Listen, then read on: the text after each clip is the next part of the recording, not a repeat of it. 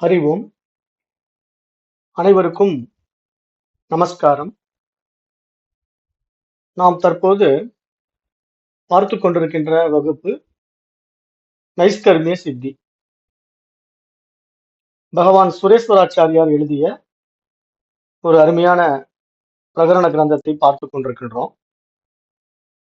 அதுல நம்ம நேற்றைய பாடத்துல அந்த ஆனந்தம் எங்க இருக்குது அப்படின்னு பார்த்தோம். அந்த ஆனந்தம் என்பது எங்கோ வெளியே இருக்கிற விஷயம் அல்ல, அந்த ஆனந்தமாகவே நாம் தான் இருக்கின்றோம் அப்படின்னு நம்ம தெளிவுபடுத்திக்கிட்டோம்.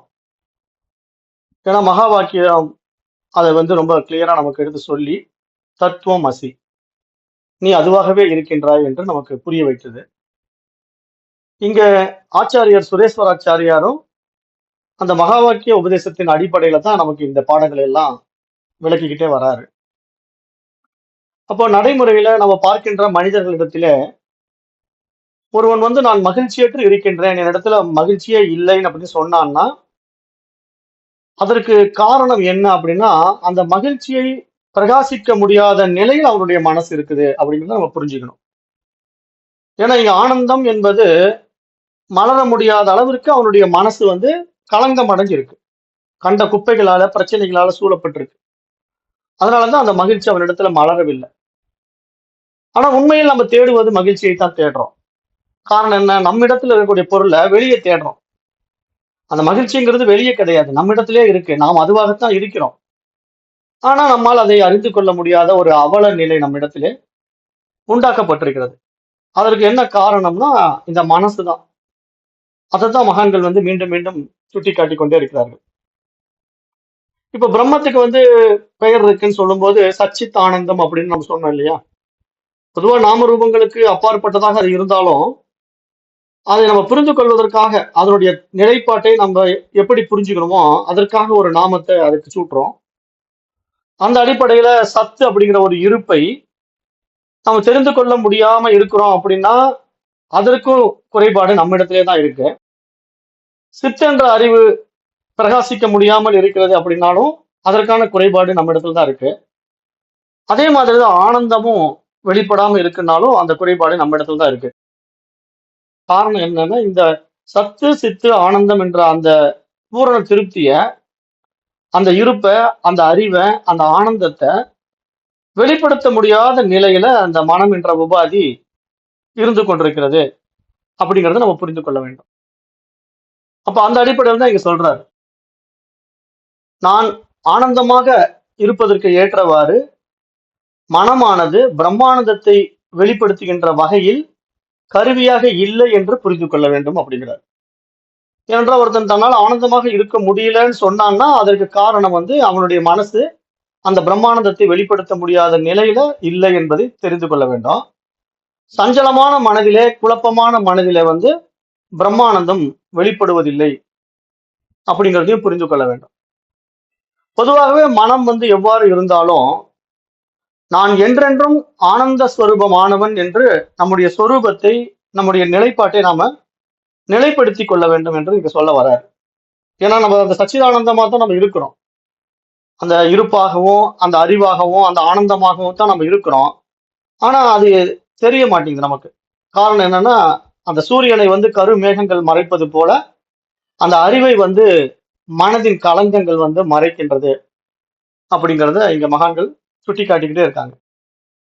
இப்போ ஆனந்தம் தான் ஆத்மா அப்படிங்கிறது ஏதாவது சான்று இருக்கா அப்படின்னு பார்த்தா, இப்ப பூரண ஆனந்தமானது சுத்த சைத்தன்யமாக தானே பிரகாசித்துக் கொண்டிருக்கின்றது. ஏனென்றால் சத்து தான் சித்தாக இருக்கிறது, சித்து தான் ஆனந்தமாகவும் இருக்கிறது. எனவே ஆனந்தத்தை நாம் தனியாக நிரூபிக்க வேண்டிய அவசியம் இல்லை.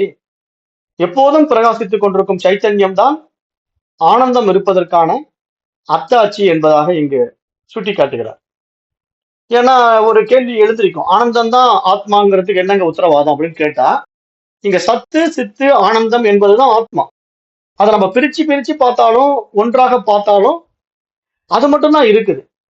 அதுதான் பூரணத்திலிருந்து பூரணத்தை எடுத்தாலும் எஞ்சி இருப்பது பூரணம் தாங்கிற மாதிரி நம்ம அதுக்கு இருப்பை நிலைநாட்டுவதற்கான முயற்சி எடுத்தாலும் சரி, அறிவை நிலைநாட்டுவதற்கான முயற்சி எடுத்தாலும் சரி, ஆனந்தத்தை நிலைநாட்டுவதற்கான முயற்சி எடுத்தாலும் சரி, அது எல்லாமே அந்த அறிவின் அதிஷ்டானத்துல நிலை பெற்று இருக்கிறது அப்படிங்கறத நம்ம நம்மிடத்திலேயே அதை உணர வேண்டிய விஷயமா இருக்கிறதுனால அதை நம்ம வெளியே தேடி அடையக்கூடியதாக இல்லை என்பதுதான் இங்க சாஸ்திரம் சொல்ல வர்ற முக்கிய விஷயமாகவும் பார்க்கப்படுது.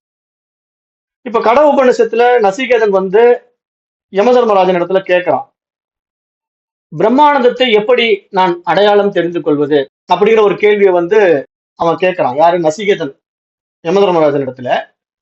அது எப்படி அனுபவிக்கப்படுகிறது என்றும் கேட்கிறான்.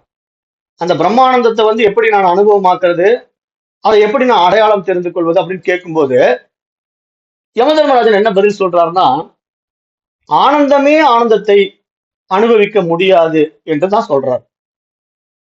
ஏன்னா அதான் நான் ஏற்கனவே அந்த ஓமானம் உங்களுக்கு புரியுற மாதிரி கொடுத்தேன்.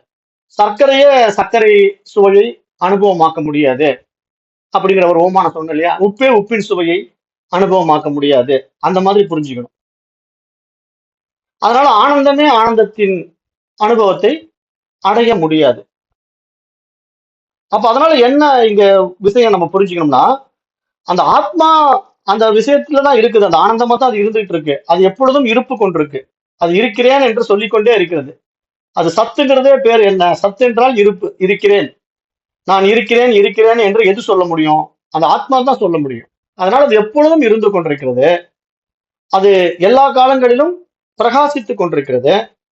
அது ஆனந்தமாகவே இருக்கிறது. ஆனால் அது நம்மால் அனுபவமாக்க முடியவில்லை என்றால் அது தன்னையே தான் அனுபவமாக்குவதற்கான சந்தர்ப்பமே இல்லை என்றுதான் இங்க சொல்றாரு.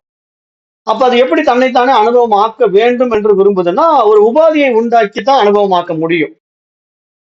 அதுக்குதான் இங்க மனம் என்ற கண்ணாடியை படைத்து அதன் வாயிலாக அதை அனுபவமாக்குது அப்படின்னு நம்ம கடந்த பாடங்கள்ல ஒரு தெளிவுக்கு வந்தோம். அப்ப அதனால எப்படி அவர் சொல்ல வர்றாருன்னா, அந்த ஆனந்தமே ஆனந்தத்தை அனுபவிக்க முடியாது அப்படின்னு சொல்லிட்டு, ஏனென்றால் அனுபவிப்பவனே ஆனந்த ஸ்வரூபமாக இருக்கின்றான். எனவே ஆனந்தம் எப்போதும் பிரகாசித்துக் கொண்டிருக்கிறது. இந்த பிரம்மானந்தமே மகா வாக்கியத்தின் மூலமாக வெளிப்படுத்தப்படுகிறது. அப்போ அகம் பிரம்மாஸ்மி என்ற மகா வாக்கியத்தில் உள்ள அகம் அகங்காரத்தை குறிக்கவில்லை, அது ஆத்மாவை குறிக்கிறது அப்படின்னு எடுத்து சொல்றார்.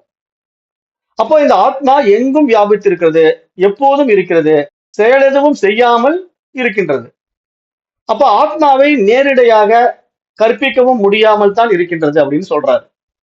ஏன்னா எதை தேடுகின்றாயோ அந்த தேடும் பொருளாக நீயே இருக்கின்றாய் என்றுதான சாஸ்திரம் நமக்கு சொல்லுது.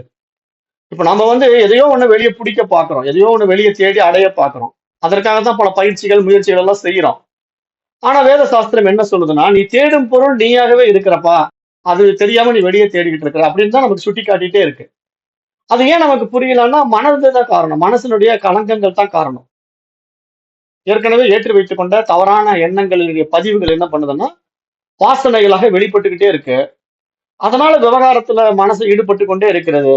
அதனால விவேகத்தை இழந்து விடுகிறது அப்படின்னு நீங்க மகான்கள் நமக்கு சுட்டி காட்டிக் கொண்டே இருக்கிறார்கள்.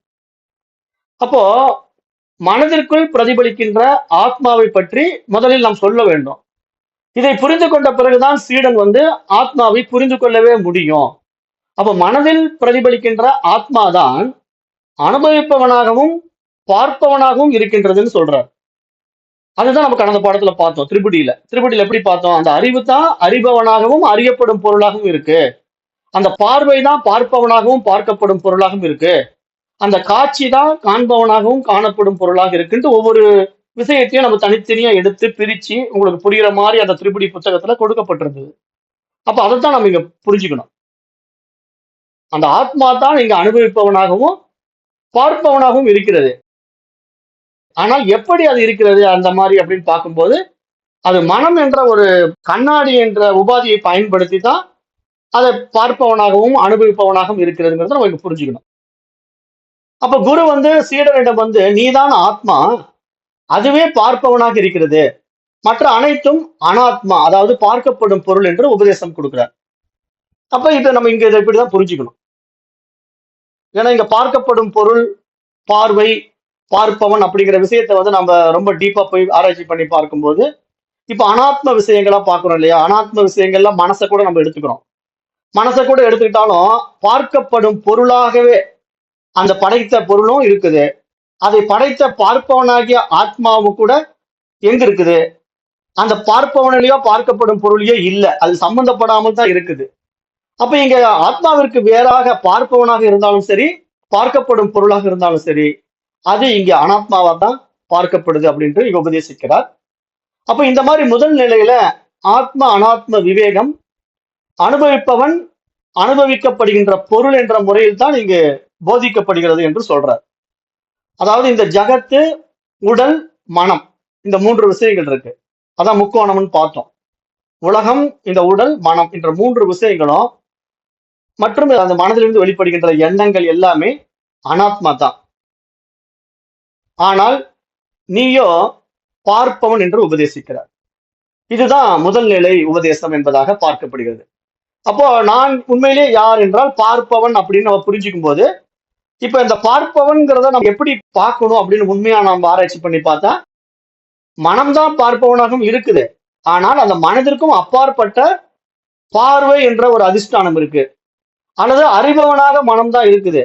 ஆனா அந்த அறிபவனுக்கும் அப்பாற்பட்ட அறிவு என்ற அதிஷ்டானம் ஒன்று இருக்கிறது. அப்ப அந்த ஆத்மா தான் இந்த செயல்ல நேரடியாக வராம அந்த மனம் என்ற ஒரு விஷயத்தின் மூலமாக அறிபவனாகவும் பார்ப்பவனாகவும் அனைத்தையும் அனுபவமாக்குகின்றது அப்படிங்கிறது தான் இங்க திருக் திருஷ்ய விவேகம் என்பதன் மூலமாக விளக்கப்பட்டது. அப்போ நான் ஆகாசத்தை போன்ற சைத்தன்யம் என்பதுதான் உண்மை. ஆகாசம் எங்கும் வியாபித்திருப்பதை போல நானும் எங்கும் வியாபித்திருக்கிறேன் அப்படிங்கிறது தான் இங்க உண்மை.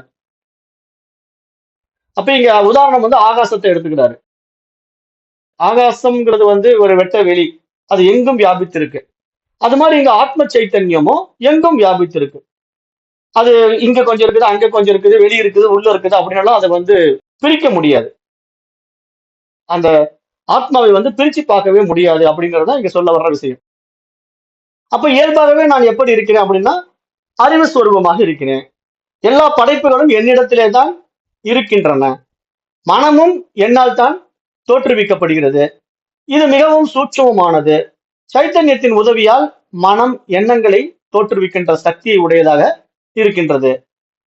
மின்சார கருவிகளுக்கு செயல்படும் திறனை கொடுக்கின்ற மின்சாரத்தை போல இது இருக்கின்றது என்று சொல்றாரு. அப்படிதான் நம்ம இங்க புரிஞ்சுக்கணும். அதாவது மனம் என்ற விஷயம் எண்ணங்களை தோற்றுவிக்க சக்தி உடையதாக இருப்பது போல, அது உதாரணமா எப்படி சொல்றாருன்னா, இப்ப மின்சாரத்துல இருக்கக்கூடிய கருவிகள் இருக்கு இல்லையா, ஃபேனு, பல்பு, இந்த மாதிரி ஒளி தரக்கூடிய விஷயங்கள், காற்று தரக்கூடிய விஷயங்கள், ரேடியோ போன்ற எலக்ட்ரிக்கல் உபகரணங்கள் எல்லாமே அந்த மின்சாரத்தினுடைய திறனை கொண்டுதான் அந்த மின் சாதனங்கள் எல்லாம் இயங்குகிறது. அது மாதிரி இங்க சொல்ல வர்றாரு, மனம் என்ற ஒரு உதவினால்தான் இங்க எண்ணங்கள் எல்லாம் தோற்றுவிக்கப்படுகிறது அப்படிங்கிறத சொல்றாரு. எதன் உதவியால நடக்குதுன்னா அந்த ஆத்மாவின் அதிஷ்டானத்துல நடக்குது. அப்ப இங்க மின்சாரம் மாதிரி ஆத்மா, அந்த மின் சாதனங்கள் மாதிரி இங்க மனசு அப்படிங்கிறத நம்ம புரிஞ்சுக்கணும். அப்போ ஆத்மாவின் இருப்பால் மனதிற்கு உணர்வுமயமாக செயல்படும் சக்தியும், ஆசை, கோபம், பற்று, பொறாமை போன்ற உணர்ச்சிகளை தோற்றுவிக்கின்ற சக்தியும் பெற்றிருக்கின்றது. மனம் இருப்பதை இந்த அனுபவங்களால் உணரப்படுகின்றது. இதனால் ஆத்மா தற்காலிகமாக அனுபவிப்பவன் என்ற நிலையை அடைகிறது. ஆனால் ஆத்மா செயல் எதுவும் செய்வதில்லை. ஏனென்றால் ஆத்மாவின் உதவியால் மனம்தான் அனுபவிக்கிறது, எண்ணங்களை தோற்றுவிக்கிறது அப்படின்னு தெளிவுபடுத்துறார். அப்ப அதை தான் நம்ம கடந்த பாடத்திலேயே தெளிவா புரிஞ்சுக்கிட்டோம். ஏன்னா இங்க அனுபவிப்பவன்கிறது ஆத்மான்னு புரிஞ்சுக்க கூடாது. அது தற்காலிகமாக மனதின் மூலமாகத்தான் அனுபவிக்கின்றதுங்கிற மாதிரி நம்ம புரிஞ்சுக்கணும்னு நம்ம சொன்னோம். ஆத்மாவின் இருப்பினால்தான் மனம் அனுபவமும் உணர்வும் அடைந்த பிறகு 5 புலன்கள் உதவியோடு உலகத்தை அனுபவிப்பவன் என்ற தகுதியை அடைகிறது. ஆத்மாவின் இருப்பினால் மனம் 2ஆம் நிலை அனுபவிப்பவன் என்ற தகுதியை அடைகிறது. இந்த நிலையை அகங்காரம் என்று அழைக்கப்படுகிறது என்று சொல்றார். அப்ப அதை நாம் இங்க புரிஞ்சுக்கணும். அதாவது ஆத்மாவுடைய இருப்பினால்தான் இங்க எல்லாமே, அந்த மனதிற்குண்டான அனுபவமும் புலன்களால் கிடைக்கக்கூடிய அனுபவமும் அந்த ஆத்மா இருப்பதனால்தான் இந்த உடலுக்கும் மனசுக்கும் உண்டாகுது அப்படிங்கிறது தான் இந்த பாடத்தினுடைய சாரமாக நம்ம பார்க்கிறோம். அதை எப்படி புரிய வைக்கிறாருன்னா, அந்த 2ஆம் நிலை அனுபவம் அப்படின்னு சொல்றாரு இல்லையா, அந்த மனசுக்கு நான் தான் அது அப்படிங்கிற ஒரு அகங்காரம் வந்துடுது இல்லையா, அதை சொல்றாரு. அப்ப இந்த 2ஆம் நிலை அனுபவிப்பவனாக இருந்து கொண்டு மனம் எவ்வாறு செயல்படுகிறது என்று பார்க்கும்போது, மனதில் உள்ள எண்ணங்கள் மாற்றம் அடைவதன் மூலமாக சப்தத்தை உணர்வதற்கு சப்த விருத்தி எழுகிறது. ஒரு பொருளின் உருவத்தை அனுபவிப்பதற்கு உருவ எண்ணங்கள் உருவாகிறது. இவ்வாறு மனதில் மாற்றங்கள் எழுந்து அனுபவங்கள் பலவாறாக உண்டாகின்றது. காரணம், மனமானது ஆத்மாவுக்கு மிக அருகில் இருப்பதால் தான் நான் என்று சொல்லும்போது மனதையும் சேர்த்து இங்க நான் என்பதாக நம்ம புரிந்து கொள்கிறோம். அப்ப நான் என்ற சொல் மாற்றமடையாத சாட்சி ஸ்வரூபமான ஆத்மாவுடன் அகங்காரத்தையும் சேர்த்து குறிக்கிறது அப்படின்னு சொல்றாரு. அதனால இங்க நான் அப்படிங்கிற ஒரு சொல்லு வந்து பாத்தீங்கன்னா, இப்போ நமக்கு மனதோட சேரும்போது அந்த ஆத்மாவோடு சேர்ந்து செயல்படுறதுனால நாம என்ன நினைச்சுக்கிறோம், அந்த மனசே வந்து நான் அப்படிங்கிற மாதிரி ஒரு தவறான புரிதல் நம்ம இடத்துல வந்துட்டதுனால தான் நம்ம இந்த உடல் மீதும் அந்த மனதின் மீதும் அந்த அபிமானம் நமக்கு வந்து ஆழமா உட்காந்துக்குது. அது நம்ம இந்த மாதிரி விசாரணைகள் மூலமா பிரித்தறியும் போது, விசாரித்து அறியும் போது அந்த விவேகத்தின் மூலமாக நாம் வந்து தெளிவடைய முடியும் என்றுதான் இங்க மகான்கள் சொல்லக்கூடிய முக்கிய விஷயமாகவும் பார்க்கிறோம். அதுக்கு உதாரணமா ஒரு பொருளை பார்க்கும்போது அதற்கு இடம் கொடுத்துள்ள ஆகாசத்தை நாம் பார்க்க தவறி விடுகிறோம். மாற்றமடையாத ஆகாசமும் மாற்றத்திற்கு உட்பட்ட பொருளும் அங்கு ஒன்றாக சேர்ந்துதான் இருக்கிறது. ஆனால் பார்ப்பவன் ஆகாசத்தை பார்ப்பதில்லை. அதுபோல நான் என்ற சொல் பயன்படுத்தும் போது ஆத்மாவை குறிக்கவில்லை, அகங்காரத்தை தான் குறிப்பதாக எடுத்துக்கொள்கிறோம் என்று இங்க புரிய வைக்கிறார்.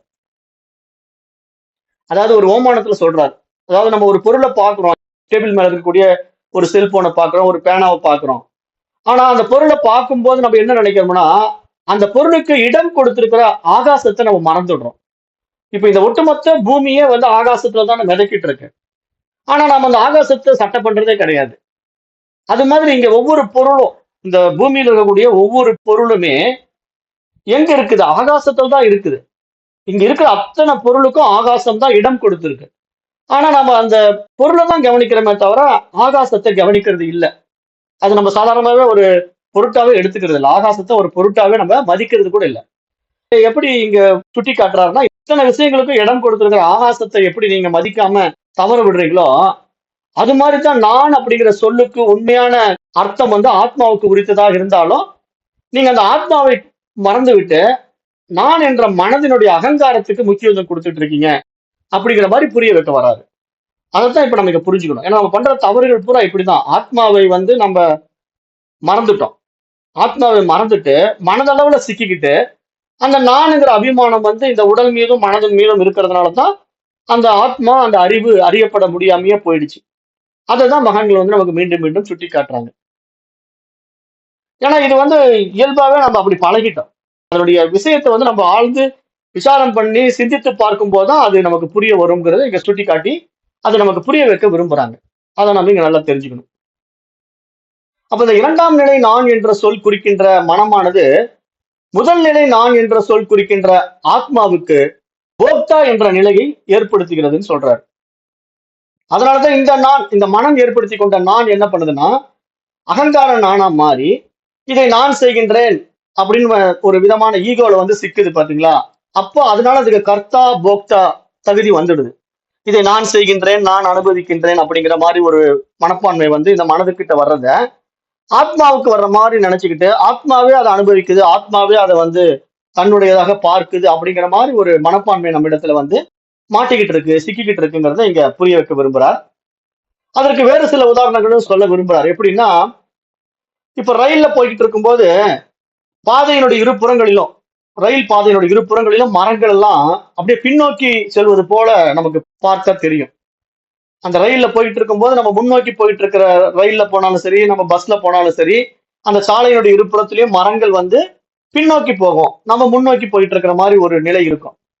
அப்ப இங்க என்ன புரியுதுன்னா, சாலையோரத்தில் இருக்கிற மரங்கள் வந்து பின்னோக்கி செல்வது போல நம்மை தவறாக நினைக்க வைக்கிறது. அது என்ன காரணம்? மனசுதான் அந்த வேலையை செய்யுது.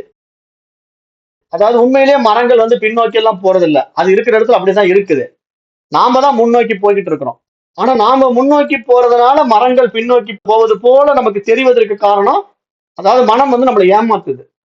அதுதான் காணல் நீருங்கிற விஷயத்த கூட நம்ம ஏற்கனவே உதாரணமா சொல்லும். ஏன்னா மனசு வந்து எப்பயுமே நிறைய விஷயங்களை நம்ம ஏமாத்திக்கிட்டே இருக்கோம் அப்ப நாம தான் அந்த இடத்துல வீழ்ச்சிக்கணும், எந்த இடத்துல சிக்கிறோம் அப்படிங்கறத நம்ம விவேகத்தினாலதான் அதை நம்ம தேடி கரெக்டா பிடிக்க முடியும். இல்லைன்னா ஏமாந்து போயிடுவோம். மனதை வந்து நம்பிட்டோம் அப்படின்னா நிறைய விஷயங்கள்ல நம்ம ஏமாந்து போயிடுவோம். அப்ப அதுக்குத்தான் அவரு அந்த விளக்கத்தை கொடுக்குறாரு. மனசு வந்து இப்படி நம்மளை ஏமாத்தும். ஆனா அதே மாதிரிதான் ரயில் வந்து சேரும் இடத்தை அடைந்து விட்ட பிறகு, இப்போ நம்ம வந்து இங்கிருந்து கிளம்புறோம், சென்னை போய் சேர்றோம். சென்னை வந்து சேர்ந்து விட்ட பிறகு நம்ம என்ன பண்றோம்? சேருமிடம் வந்து விட்டது என்று தவறாக கூறுகிறோம். சேருமிடம் வந்து விட்டது என்று நம்ம கூறுகிறோம். ஆனா உண்மையில் ரயில் தான் சேருமிடத்தை போய் சேர்ந்தது. அது அங்கேயே தான் இருக்குது. சென்னை வந்து அங்கேயே தான் இருக்கு. அது எங்கேயும் போல. நாம தான் இங்க இருந்து சென்னைக்கு போய் அடைஞ்சோம். நம்ம என்ன சொல்றோம்? நம்ம சேர்ற இடம் வந்துருச்சுங்கன்னு சொல்றோம் அப்படின்னா, அது வந்ததாக நாம சொல்றோம். நாம போறதாக நம்ம சொல்றது இல்ல. அப்ப இது மாதிரி நிறைய விஷயங்கள அந்த புரிதல்ல செய்யக்கூடிய தவறு, நம்ம இடத்திலே இருக்கக்கூடிய புரிதல்ல உண்டாகக்கூடிய தவறு, அப்புறம் தவறான வார்த்தைகள், வார்த்தை பிரயோகங்கள், இதெல்லாம் மனதுல போய் ஸ்ட்ராங்கா நம்ம கிட்ட உட்காந்துக்குது. அப்படி உட்கார்ந்துகிட்டு அதை சத்தியமாக பார்த்து இன்றைக்கு வரைக்கும் நம்ம பல சங்கடங்களை அனுபவித்துக் கொண்டிருக்கிறோம்.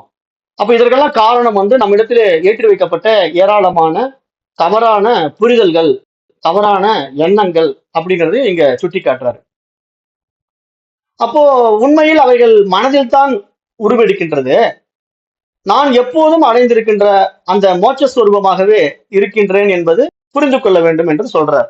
ஏன்னா இங்க நம்ம வந்து சாட்சாத் அந்த அறிவு ஸ்வரூபமாக அந்த மோட்சத்துல தான் நம்ம இருந்துட்டு இருக்கிறோம்.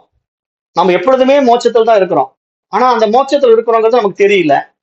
நம்ம எப்பொழுதுமே அந்த அறிவாகத்தான் இருக்கிறோம். ஆனா அறிவாத்தான் இருக்கிறோம்னு நமக்கு தெரியல. ஏன் இதெல்லாம் நமக்கு தெரியல? தன்னுடைய மோட்ச நிலையும் நமக்கு தெரியல, அறிவாத்தான் நான் இருக்கிறாங்கிறது நமக்கு தெரியல அப்படின்னா, அந்த அறியாமை மறைக்குது. நமக்கு அந்த அறியாமை தான் அதை மறைக்குது. அதுக்கான விஷயத்தை இங்க நமக்கு சுட்டி காட்டுறாரு. அப்ப நான் மனதை அனுபவிக்கிறேன் என்று சொல்லும்போது, உண்மையில் ஆத்மா அனுபவிக்கவில்லை. ஆத்மா மனதில் சிதாபாசனாக பிரதிபலிக்கும் போது மனமே தன்னை வெளிப்படுத்திக் கொள்கிறது. அப்ப இந்த நிலையில் தான் ஆத்மா அனுபவிப்பவன் என்று சொல்லப்படுகிறது அப்படின்னு சுட்டி காட்டுறாரு. ஏன்னா அனுபவிப்பவன்கிற ஒரு நிலை ஆத்மாவுக்கு எப்போ வருதுன்னா, அந்த சிதாபாசனாக பிரதிபலிக்கும் போது மனசு வந்து தன்னை வெளிப்படுத்திக் கொள்ளுது. நான்ங்கிற அந்த ஈகோல தன்னை வெளிப்படுத்தி கொண்டு நானே பார்ப்பவன், நானே அனுபவிப்பவன் அப்படின்னு சொல்லிக்குது. அப்படி சொல்லக்கூடியது மனதினால் தான் முடியுமே தவிர ஆத்மா வந்து அப்படி சொல்லாது. ஆத்மா வந்து என்றைக்குமே நான் அனுபவிக்கிறேன், நான் பார்க்கிறேன் அப்படின்னு அது சொல்லவே சொல்லாது. அது தன்னில் தானாய், தன்மயமாய், தனித்துவமாய் இருக்கிறது தான் ஆத்மாவுடைய நிலைப்பாடு. மீண்டும் மீண்டும் அதை தான் நம்ம சொல்றோம். ஆத்மாவுடைய நிலைப்பாடு நல்லா தெரிஞ்சுக்கணும். அது எதிலும் சம்பந்தப்படாதது, அது எதையும் செய்யாதது, எந்த செயலும் செய்யாதது.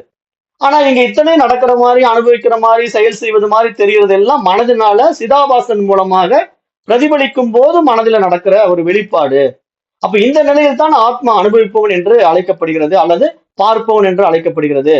அப்ப அவ்வாறு மனம் அனுபவிக்கப்படும் பொருள் என்ற தகுதியையும் அடைகிறது அப்படின்னு சொல்றாரு. அப்ப அனுபவிப்பவன் என்ற ஒரு நிலையை மட்டும் இல்லாமல் அனுபவிக்கப்படும் பொருளாகவும் அது பார்க்கப்படுகிறது. ஏன்னா இங்க மனசுங்கிற ஒரு விஷயம் வந்து அனுபவிப்பவன் வரும்போது அல்லது பார்ப்பவன் என்று வரும்போது அது எதை பார்க்கிறது, அது எதை அனுபவிக்கிறது அப்படின்னா, அந்த அனுபவமும் பார்க்கின்ற விஷயங்களும் அந்த மனதினாலேயே உண்டாக்கப்பட்டவைகளாகத்தான் இருக்க முடியும். மனதிற்கு வேறாக அவைகள் இருக்க முடியாது அப்படின்னு தான் இங்க சாஸ்திரம் தெளிவா விளக்கம் கொடுத்தது. அதுக்குதான் நான் லட்டு உதாரணம், இப்படி பல உதாரணங்கள் சொல்லி உங்களுக்கு புரிய வச்சேன். அப்ப அது மாதிரி நீங்க தெளிவா இதை புரிஞ்சுக்கிட்டே வரும்போதுதான் இங்க ஆத்மாவுக்கு வந்து எந்த ஒரு அனுபவமும் கிடையாது. அந்த அனுபவம் பூரா மனதிற்கே உரித்தானதுங்கிறத தெளிவா புரிஞ்சுக்கணுங்கிறதுக்கு தான் இவ்வளவு விஷயங்களை விடாவாரியா விரிவா நமக்கு வந்து ஸ்ட்ராங் டோஸா கொடுக்குறாரு. ஏன்னா நம்ம வந்து மறதி ஜாஸ்தி இல்லையா நமக்கெல்லாம். இன்னைக்கு கேட்போம், நாளைக்கு மறந்துடுவோம். கேட்கும் போதே நிறைய விஷயங்கள் புரியாம போயிடும். அப்ப அதனால வந்து ஸ்ட்ராங் டோஸா கொடுக்கும்போது அது நல்லா உள்ள போய் உட்காந்துக்கும், அதுல மாற்றம் வராம நம்ம இருப்போம் அப்படிங்கிறதுக்கு தான் இவ்வளவு தூரம் விளக்கம் கொடுக்க வேண்டிய கட்டாயமாகவும் இருக்குது. அப்ப உலகத்தை அனுபவிப்பவனாக இருக்கும் தகுதியை மனசு தான் அடைகிறது. இவ்வாறு ஆத்மாவின் இருப்பில் மனம் அனுபவிப்பவனையும் அனுபவிக்கப்படும் பொருளாகவும் இருக்கிறது. மனதின் இந்த நிலையைத்தான் அகங்காரம் என்று கூறப்படுகிறது என்று இங்க சொல்றார். அப்போ அகங்காரம் என்பது மாற்றம் அடையக்கூடிய இரண்டாம் நிலை உலகத்தை அனுபவிப்பவனாக இருக்கின்றதுன்னு சொல்றார். அப்ப நான் என்ற சொல்லை அகங்காரமாகவும் ஆத்மாவையும் கலந்தேதான் பயன்படுத்துகின்றோம். இதனால் அகங்காரத்தின் மாற்றத்தை ஆத்மாவில் ஏற்றி வைக்கும் மிகப்பெரிய தவறை நாம் செய்கின்றோம்னு சொல்றார். அதுதான் இங்க பிரச்சனை. ஏன்னா அந்த அகங்காரத்தை கொண்டு போய் ஆத்மாவின் மீது ஏற்றி வைக்கின்ற தவறை நம்ம செஞ்சிடுறோம். அதனால நம்ம என்ன பண்றோம்னா அந்த அகங்கார நிலையில ஆத்மா இருப்பதாக பாவித்துக் கொள்கிறோம். ஆனா அந்த உண்மையில தன்னை நான் என்று சொல்லக்கூடிய ஆத்மாவின் இடத்துல எந்த அகங்காரமும் கிடையாது. அது தன்னை எப்பொழுதும் நான் என்று சொன்னதே கிடையாது. நான் இருக்கிறேன்ங்கிறது மட்டும் அதுக்கு தெரியும். ஆனா நான் என்று அது சொல்வதற்கோ, நான் இருக்கிறேன் என்று சொல்வதற்கோ, அதற்கு இரண்டாவதாக ஒரு விஷயம் இல்லைங்கிறதுனால, அது எதிலும் சம்பந்தப்படாம அது இருந்துட்டு இருக்கும். நான் இருக்கிறேன்கிற தன்னுணர்வுல தன்னில் தானாய் தனித்துவமாய் அது இருந்து கொண்டிருக்கும்.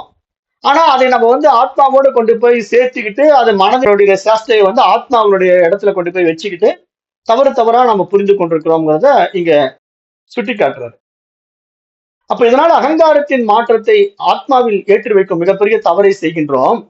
நான் வருத்தத்துடன் இருக்கின்றேன், மனசஞ்சலத்துடன் இருக்கின்றேன், அல்லது மகிழ்ச்சியாக இருக்கின்றேன், அமைதியாக இருக்கின்றேன் என்று கூறும்போது இந்த குணங்கள் ஆத்மாவை குறிக்கவில்லை.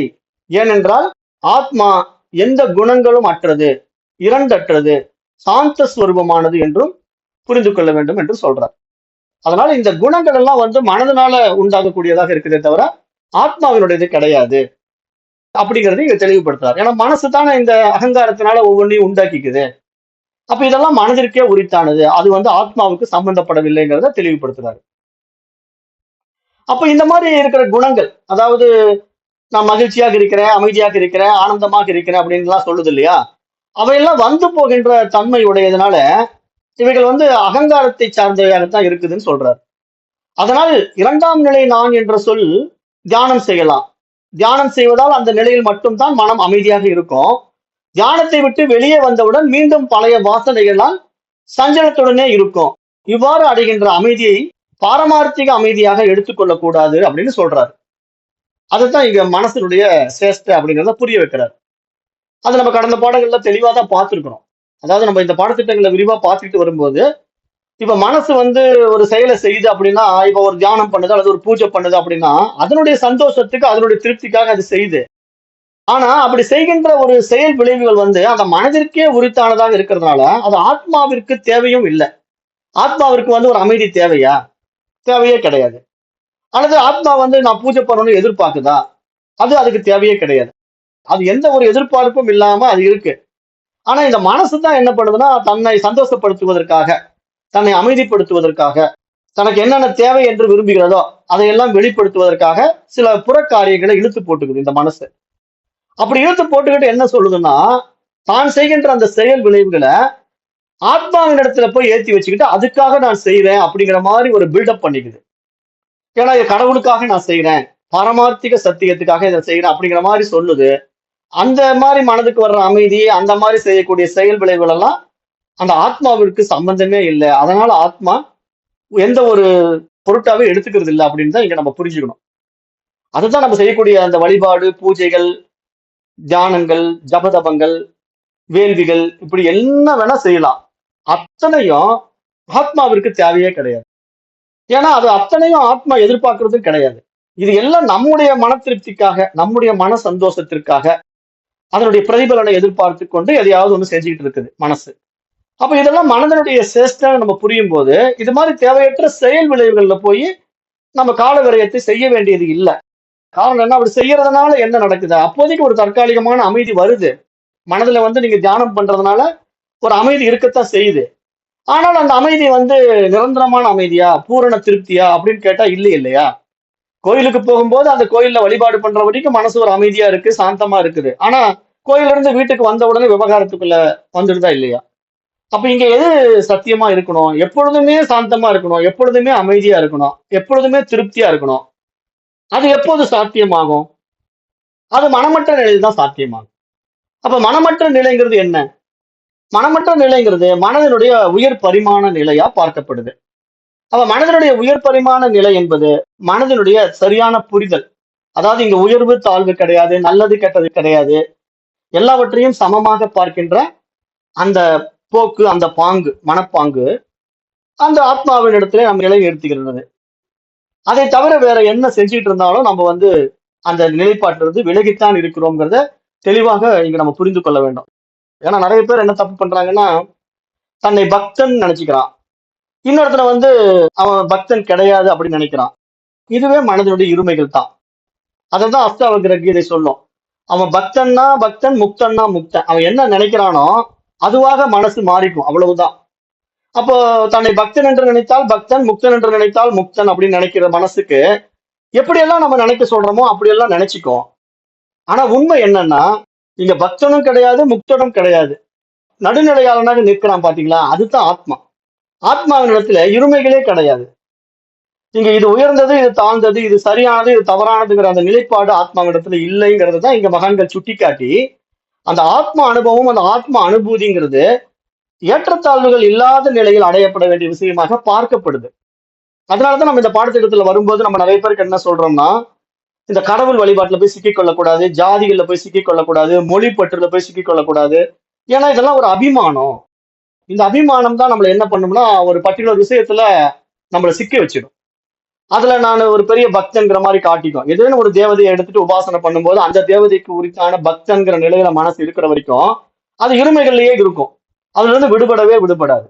அப்ப எப்படி அது முக்தன் ஆக முடியும்? அப்ப இங்க பக்தன் முக்தன்கிற விஷயம் எல்லாம் மனசு தான் ஆசைப்படுற விஷயமாக பார்க்குது. என்ன ஒரு ஸ்டேஜ், பக்தன்கிற ஒரு நிலையிலிருந்து முக்தன்கிற ஒரு ஸ்டேஜுக்கு வந்துட்டா மட்டும் அது அப்படியே தன்னுடைய பூரணத்துவத்துக்கு வந்துடுதா, திருப்தி அடைஞ்சிடுதான்னா இல்ல. அப்போ அது முக்தன்கிற ஒரு அகங்காரத்துல உட்காந்துட்டு இருக்கு. அப்ப இங்க உண்மையான ஆத்ம அனுபூதி, ஆத்ம ஆனந்தம், ஆத்ம நிலை அப்படிங்கிறது இங்க முக்தனும் இல்ல, பக்தனும் இல்ல. இரண்டையும் சமமாக பார்க்கின்ற மனதின் உயர் பரிமாண அறிவு நிலை என்றுதான் நம்ம அங்க சொல்லணும். அதைத்தான் இங்க சாஸ்திரம் சொல்லுது. அதனால இங்க ஞானத்தை அடைவதற்கு இதுதான் சரியான பாதை அப்படின்னு ஒரு பாதையை தேர்ந்தெடுத்து போறது, அல்லது இந்த பயிற்சி தான் முறையான பயிற்சி என்று ஒரு பயிற்சியை தேர்ந்தெடுத்து போறது, இது எல்லாமே மனதிற்கான ஒரு பிடித்தமான விஷயமா தான் பார்க்கப்படுதே தவிர ஆத்மாவிற்கு அதெல்லாம் தேவையில்லை என்றுதான் மகான்கள் நமக்கு மீண்டும் மீண்டும் சொல்றாங்க. அதனால இங்க உயர்வு தாழ்வு கிடையாது.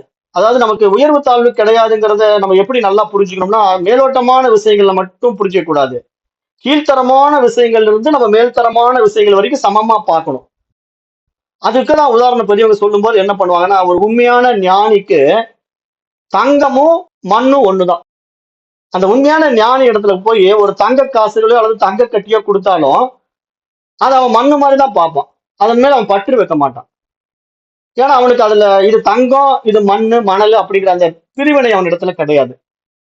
ரெண்டையும் சமமாக பார்க்கின்ற மனோபாவம், அதுதான் உயர் பரிமாண நிலைன்னு நமக்கு சொல்றோம். அறிவினுடைய உயர் பரிமாண நிலைங்கிறது ஆசையற்ற நிலையில மனம் சமமாக இருக்கின்ற அந்த உயர் பரிமாண நிலை.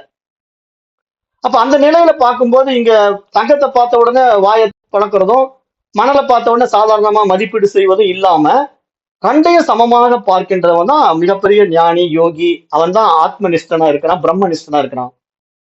மற்றவர்கள்லாம் அப்படி இருக்க முடியல. அது காரணம் என்ன, அவங்க மனதில சிக்கி கொண்டிருக்கிறார்கள்.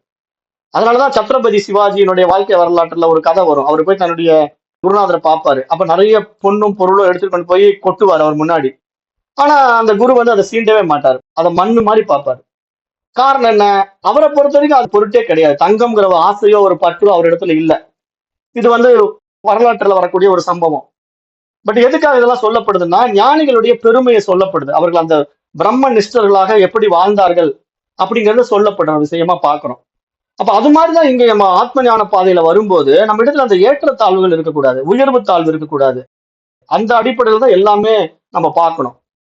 எங்கேயாவது ஒரு இடத்துல நம்ம சிக்கிக்கிட்டு இருக்கிறோம், ஜாதியில சிக்கிக்கிட்டு இருக்கிறோம், அல்லது மொழி பற்று வச்சிருக்கிறோம், அல்லது பொருள்கள்லயே கூட ஏற்றத்தாழ்வுகள் பார்க்கிறோம். இது உயர்ந்தது, இது நல்லது அப்படிங்கிறது, அப்புறம் சுத்தம் அசுத்தம் அப்படிங்கிறதெல்லாம் இங்க ஒண்ணும் கிடையாது. இங்க மலம்ங்கிற ஒரு விஷயம் கூட சாதாரணமா தான் இருக்கும். அதை நம்ம ஒரு தூற்றக்கூடிய பொருளாகவோ, நம்ம மற்ற விஷயங்களை போற்றக்கூடிய பொருளாக கூட இங்க பார்க்க வேண்டியது இல்லை. ஏன்னா இப்ப நம்ம ரொம்ப கேவலமா நம்ம உடம்புல இருந்து வெளிப்படுகின்ற கழிவு இருக்குல்ல, மலம்ங்கிற ஒரு கழிவு இருக்கு. இது எதுக்கு நான் இங்க சொல்றேன்னா, அந்த சமநிலை பாங்குக்கு உங்களுக்கு புரிய வைக்கிறதுக்காக சொல்றேன். மலம்ங்கிற ஒரு விஷயம் நம்ம உடல்ல இருந்து வெளிப்படுகின்ற ஒரு கழிவு, மலம் அப்படிங்கிற ஒரு விஷயம். ஆனா இந்த மலம்ங்கிற ஒரு கழிவு உண்மையிலேயே என்ன தெரியுமா, நம்ம இதுக்கு முன்னாடி சாப்பிட்ட பஜ்ஜி, போண்டா, சாப்பாடு, கேசரி அப்படி நம்ம என்னென்ன விருப்பமா சாப்பிட்டோமோ, சூப்பர் சூப்பர் ரசிச்சு ருசிச்சு சாப்பிட்டோமோ, அதுதான் மலமா வெளிப்படுது. ஆனா அதை உள்ள போகும்போது விரும்பின நாம அதை வெளியே வரும்போது வெறுக்கிறோம் பாத்தீங்களா. இந்த பிரச்சனை தான் இங்க மனதினுடைய பரிமாணம் உயராததுக்கு காரணம். ஏன்னா இங்க அந்த மனசு என்ன பண்ணுதுன்னா, அது உள்ள போகும்போது அதை விருப்பத்தோட ஏத்துக்குது. பஜ்ஜியா சூப்பரா இருக்குங்குது, லட்டு சூப்பரா இருக்குதுங்குது, பிரியாணி அருமையா இருக்குங்குது. ஆனா அந்த பிரியாணி எல்லாம் உள்ள போய் வெளியே வரும்போது மனமா வரும்போது அதுல நமக்கு என்னமோ ஆகாத பொருள் மாதிரி அதை ஒதுக்குது. ஆனா இதெல்லாம் இன்னைக்கு மாடர்ன் ட்ரெண்ட்ல இப்படி எல்லாம் வந்துடுச்சு. ஆனா அன்றைக்கெல்லாம் நான் சின்ன பையனா இருக்கும்போது வெளிப்படையா சொல்லணும்னா டாய்லெட் போறோம்னு வச்சுக்கீங்களேன், அப்ப அந்த டாய்லெட் அள்ளுறதுக்கு ஒரு சிலர் வருவாங்க. வந்து அதை அள்ளிக்கிட்டு கொண்டு போய் வயல்வெளியில தூவுவாங்க. அப்ப வயல்வெளியில தூவும் போது அந்த டாய்லெட்டே தான் வந்து உரமா மாறும். அதுவே உரமா மாறி அதுல இருந்து நெல்மணிகள் வெளியே வந்து அந்த நெல்மணிகளை தான் நம்ம திருப்பி சாப்பிட்டு உள்ள போய் திருப்பி மலமா மாறி திருப்பி நெல்மணிகளா மாறும். அப்ப விவசாயத்துக்கு உண்மையிலேயே இயற்கை உரம் அது. மலம்ங்கிறது இயற்கை உரம். அப்படிதான் ஒரு காலத்துல நம்ம பயன்படுத்தணும். இன்றைக்கு தான் எல்லாம் செயற்கை உரம். ஏன்னா இன்னைக்கு நம்ம என்ன பண்ணிட்டோம், எல்லாம் செப்டிக் டேங்க் கொண்டு வந்து பூரா அதை உள்ள போட்டு அழிச்சிடுறோம். அருவருக்கத்தக்க பொருளா பார்க்கணும். ஏன்னா இன்னைக்கு மாடர்ன் எஜுகேஷன் வந்து அப்படியே ஹைஜீனிக்கா நம்மளுக்கு கொண்டு வந்துருச்சு இல்லையா? கையை கழுவிட்டு தான் சாப்பிடணும், இல்லைன்னா கொரோனா வந்துடும் அப்படிங்கிற அளவுக்கு நம்மள டியூன் பண்ணி வச்சிருக்காங்க இல்லையா? ஆனா அன்னைக்கெல்லாம் நம்ம எதையுமே சுத்தம் அசுத்தம்ங்கிற ரெண்டையும் சமமா பார்க்கிற மனநிலையில இருந்த காலத்துல இப்படிப்பட்ட பெருநோய்கள் எல்லாம் இல்ல. பெருசா நம்ம பாதிக்கப்படவே இல்லை. எப்போ அந்த ஏற்றத்தாழ்வுகள் நம்ம இடத்துல வருதோ அப்பதான் நம்ம இந்த மாதிரி பெருநோய்கள் எல்லாம் சிக்கிறோம். அப்பதான் இந்த மாதிரி பிரச்சனைகள் எல்லாம் வருது. அதனால இங்க இந்த மாதிரி சாஸ்திரத்துக்குள்ள வரும்போது இங்க சுத்தம் அசுத்தம்ங்கிற விஷயம் கூட இல்லைங்கிறத நம்ம இங்க வெளிப்படையா புரிஞ்சுக்கணும். ஏன்னா அதுதான் இங்க மனதின் சமநிலை போக்கு அப்படிங்கறத நான் இங்க புரிய வைக்க விரும்புறேன். ஏன்னா அந்த அசுத்தம்ங்கிற ஒரு விஷயத்துல மனசு ஸ்தானம் அடையுது, சஞ்சலம் அடையுது அப்படின்னாலே அந்த மனம் இன்னும் உயர் பரிமாணத்துக்கு வரல அப்படிங்கிறதையும் நீங்க நல்லா புரிஞ்சுக்கணும். அது நீங்க ஞாபகம் வச்சுக்கோங்க. அப்போ இங்க என்ன சொல்றாருன்னா, பொதுவாக மகா வாக்கியத்தின் துணை இல்லாமல் எந்த சாதகனும் ஆத்ம ஞானத்தை அடைய முடியாது அப்படிங்கிறாரு. நான் ஒருவன் தான் இருக்கிறேன், யதார்த்தத்தின் உயர்ந்த வரிசையில் இருக்கின்றேன் மற்றும் உடலும் மனமும் சேர்ந்து இந்த அனைத்து உலகமும் அனாத்மாவாக மித்யாவாக இருக்கிறது என்ற அறிவை அடைய முடியாமல் அஜ்ஞானத்தினால சூழப்பட்டிருக்கிறேன்.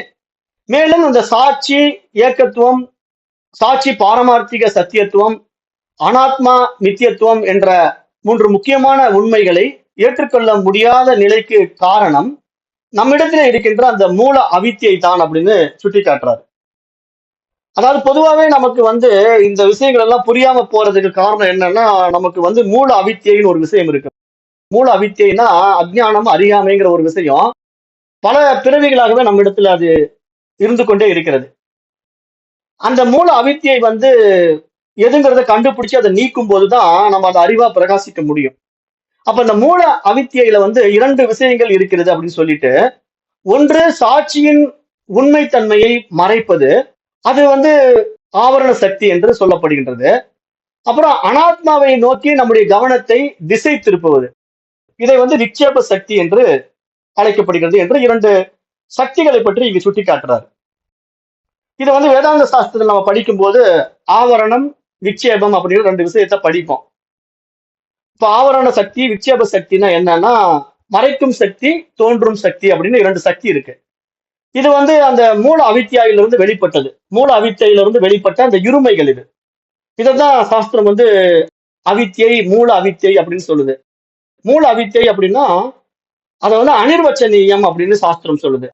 அதாவது அது வார்த்தைகளால் விளக்க முடியாது. எப்படி வார்த்தைகளால் விளக்க முடியாது அப்படின்னு சொன்னா, அதுக்கு ஒரு உதாரணம் எப்படின்னா, இப்ப இருட்டுன்னு ஒரு விஷயம் இருக்கு, இருள் இருக்கு. இப்ப அந்த இருளை வந்து வார்த்தையில விளக்குங்க அப்படின்னு சொன்னா ஏதாவது விளக்கம் பண்ண முடியுமா? இருளை பற்றி யாரும் விளக்கம் பண்ண முடியுமா? அது இருள் தானுங்க, அங்க இருள் தான், இருட்டா இருக்கு, அவ்வளவுதான் சொல்ல முடியும். அதை பற்றி என்ன விளக்கம் கொடுக்க முடியும்? ஒண்ணும் கொடுக்க முடியாது. அது மாதிரி இந்த மூல அவித்தியைங்கிறதும் விளக்கமே கொடுக்க முடியாது. அது வந்து 2 விஷயங்களால் சூழப்பட்டிருக்கு.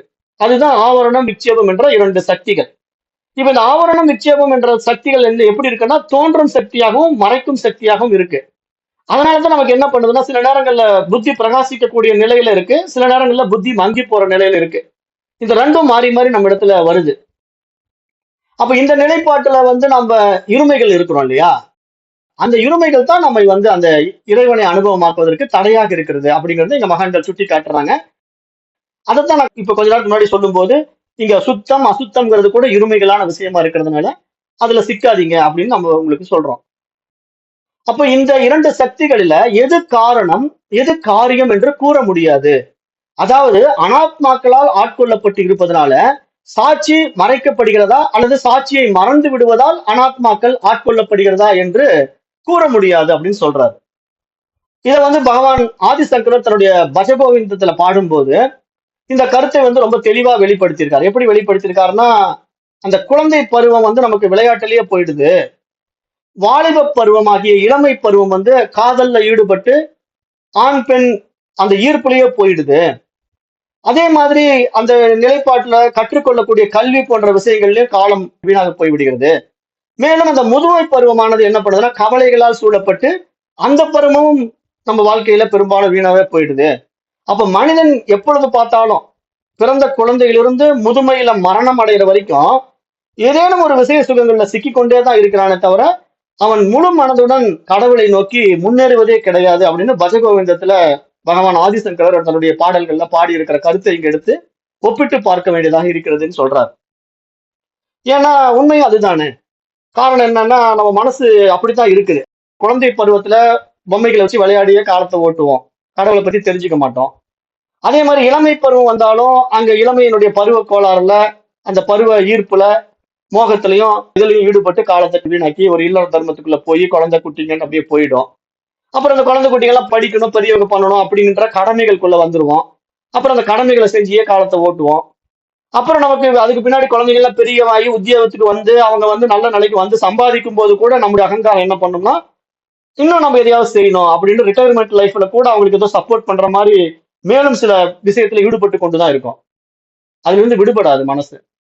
அப்ப என்ன ஆகும், முதுமை பருவத்துல கூட அவங்களுக்கு உதவி செய்யறேன், பேரனுக்கு ஏதாவது செய்யறேன், என்னால முடிஞ்சது, தாத்தாங்கிற முறையில பாட்டிங்கிற முறையில நான் அதை செய்ய போறேன், இதை செய்ய போறேன்ட்டு அப்பயும் இந்த அகங்காரம் என்ன பண்ணும்னா அந்த நிலைப்பாட்டிலேயே நின்றுட்டு இருக்கமே தவிர அந்த இறைவனை அனுபவமாக்கி அந்த இறைவனோட ஆனந்தமா இருக்கணுங்கிற அந்த நிலைக்குள்ள முழு மனதோட என்றைக்குமே போகாது. அப்ப இந்த நிலையை தான் இங்க சாஸ்திரம் என்ன சொல்லுதுன்னா, இருமைகள் என்று சொல்லி அந்த மறைக்கும் சக்தி தோன்றும் சக்தியாக ஆவரணம் விட்சேபம் என்கின்ற அந்த சமகுணத்தின் வெளிப்பாட்டை இங்க சுட்டி காட்டுது. அதுதான் இங்க பிரபஞ்ச படைப்பில் இருக்கக்கூடிய மிகப்பெரிய ஒரு விஷயம். இது சாஸ்திர ரீதியா நம்ம பிரபஞ்ச படைப்புல இருந்து எடுத்துக்கிட்டு வந்தாலும் உண்மையிலே இது மனோ ரீதியா நடக்கக்கூடிய விஷயம்தான். ஏன்னா மனசுதான் இந்த மாதிரி ரெண்டு விஷயங்களை சிக்கிக்கிட்டு இருக்கு. அதாவது ஞாபகமும் மறதியும், இந்த ரெண்டுமே மனதினுடைய மிகப்பெரிய ஒரு பிரச்சனை. ஆனா இங்க சாஸ்திரம் என்ன சொல்றதுன்னா, அந்த மனம் கடந்த அறிவு நிலையில நம்ம பிரகாசிக்கும் போது இந்த இரண்டும் நம்மளை பாதிக்காது அப்படிங்கறதுதான் இங்க சொல்லிக்கிட்டே இருக்கு. அதுதான் இங்க அவர் சுட்டி காட்டுறாரு. அப்புறம் அமைதியின் சர்வமாகவே இருக்கின்ற மனிதன் அதை வெளியே தேடிக்கொண்டிருக்கின்றான் அப்படின்னு சொல்றாரு. ஏன்னா இங்க உண்மையிலேயே நம்முடைய யதார்த்தம், நம்முடைய சொரூபம் அமைதி ஆனந்தம் தானே. ஆனா அது நமக்கு தெரியல, அதை நம்ம எங்கேயோ வெளியே தேடிக்கிட்டு இருக்கிறோம். காரணம் என்னன்னா, அனாத்மாவால் ஆட்கொள்ளப்பட்டிருக்கும் அவனுக்கு தன் அமைதி சொரூபத்தை புரிந்து கொள்ள முடியவில்லை. அதற்கு காரணம் மூல அவித்யாவின் வெற்றியாகும் தான் சொல்றாரு. இங்க மூல அவித்யா அவனை வென்று விட்டது. அந்த அஜ்ஞானம் தான் அவனுடைய அறிவை வென்று விட்டது.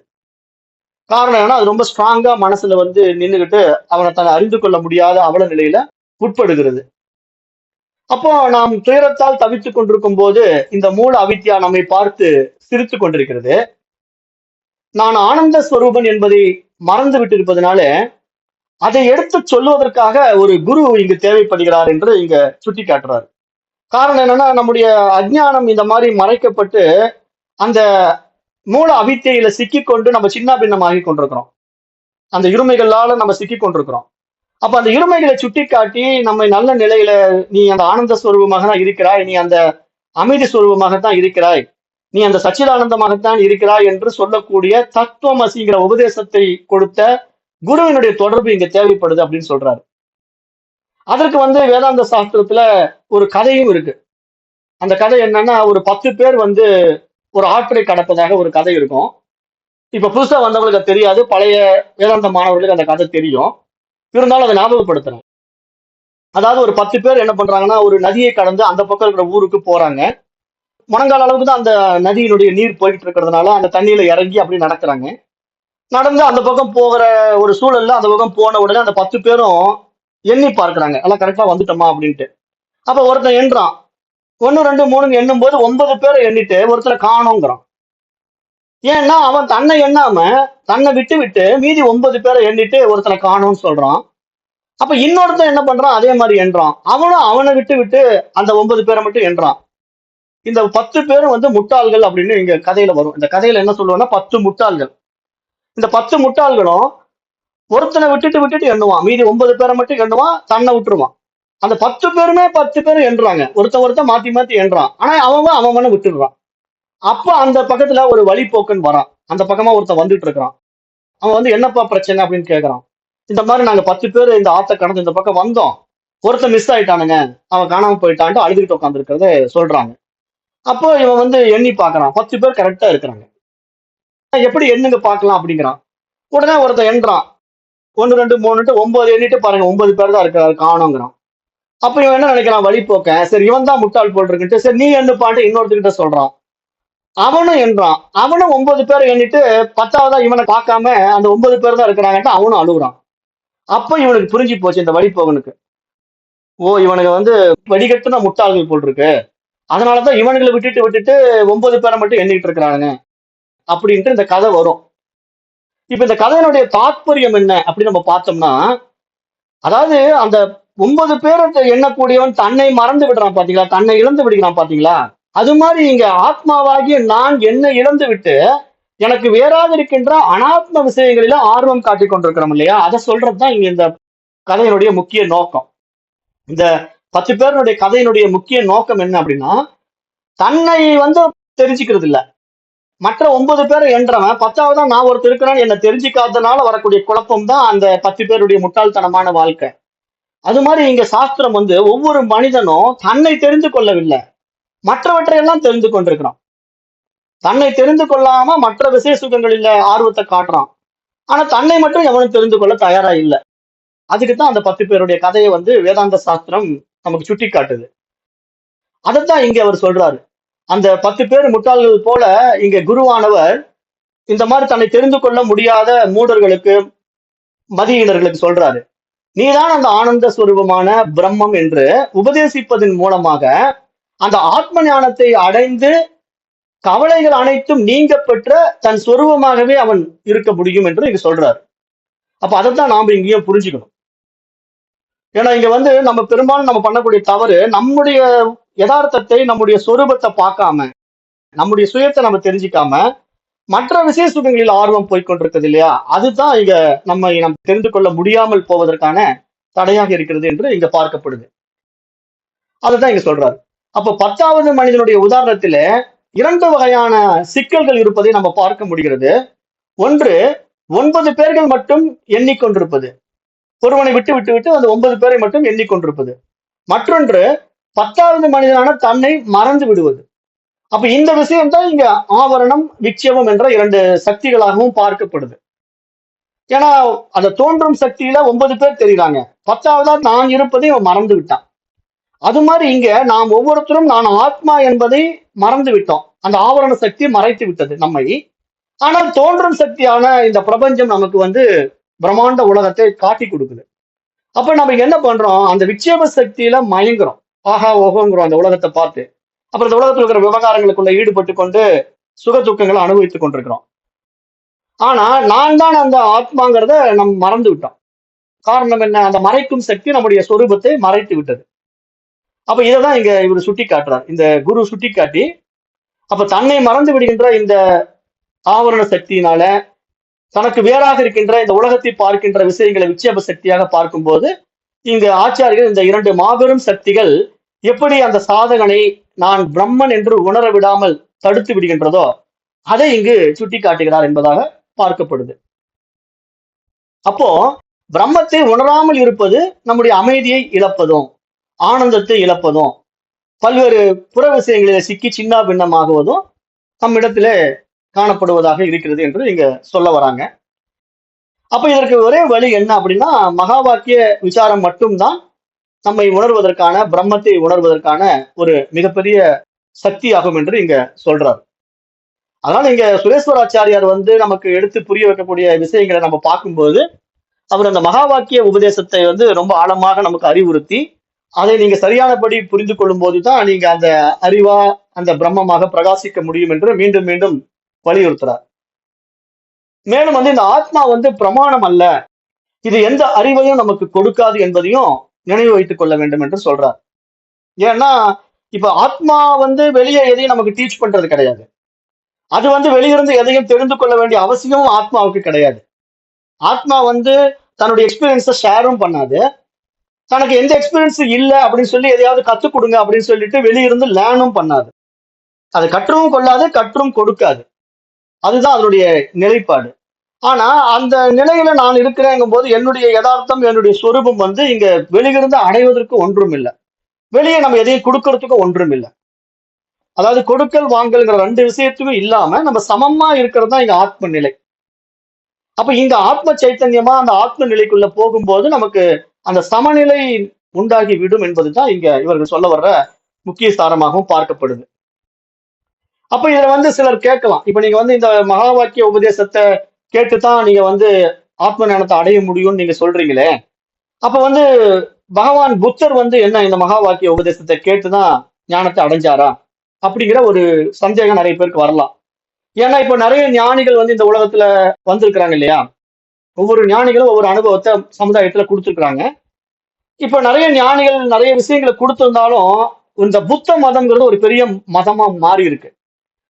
இந்தியாவிலேயே பௌத்த மதம் மிகப்பெரிய லெவல்ல வளர்ந்தது. அது நம்முடைய நாட்டில தூக்கி வீசப்பட்டது. ஆனா அதே புத்த மதம் மற்ற நேபாள், மற்ற நாடுகள்ல, அதாவது நம்ம இந்தியாவுடைய நேபாள் பகுதிகளிலயோ மற்ற அந்த பக்கம் இருக்கக்கூடிய இந்தோனேசியா, பர்மா, ஸ்ரீலங்கா போன்ற நாடுகள் எல்லாம் பிரசித்தி வாய்ந்த ஒரு மதமாக பார்க்கப்படுது புத்த மதம்.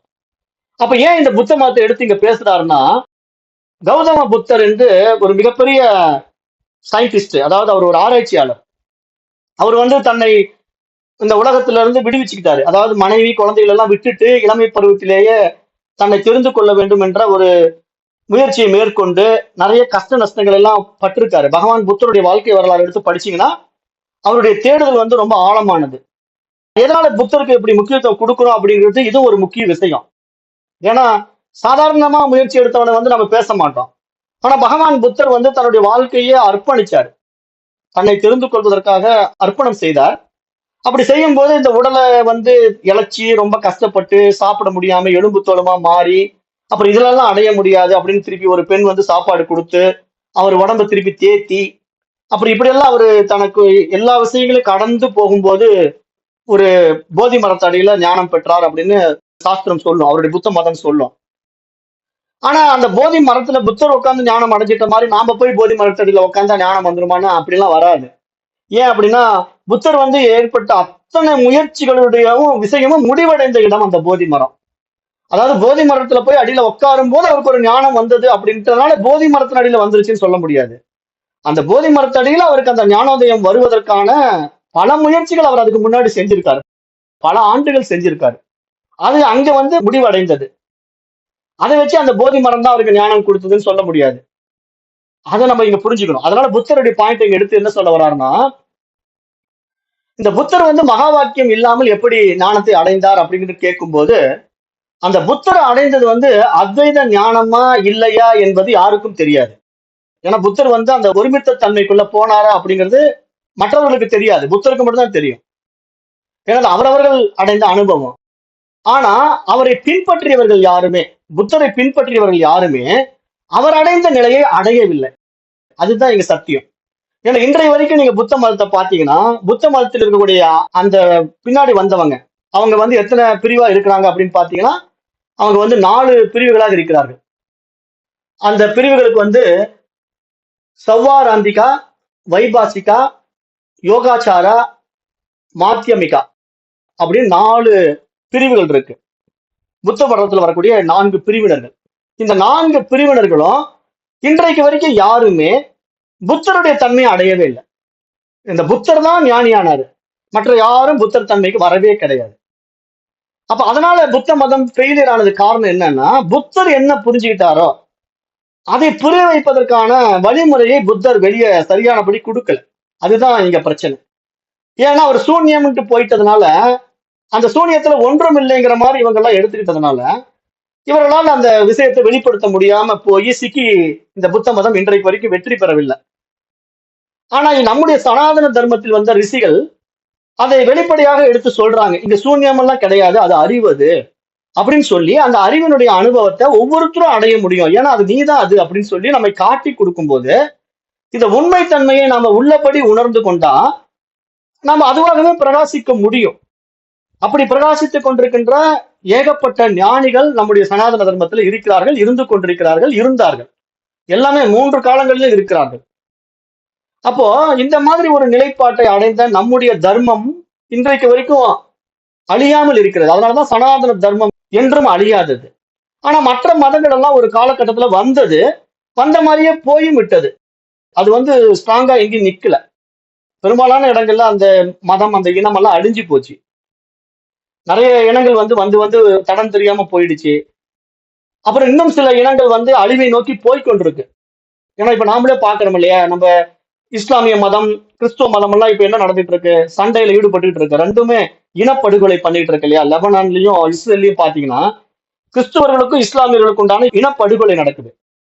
காரணம் என்ன? அந்த மத வெறி. இவன் இஸ்லாமியா, அவன் கிறிஸ்துவன் அப்படிங்கிறதுனால அந்த மத வெறி, இன வெறி அவர்களை கொன்று குவித்துக் கொண்டிருக்கு. காரணம் மனித நேயம் இல்லை.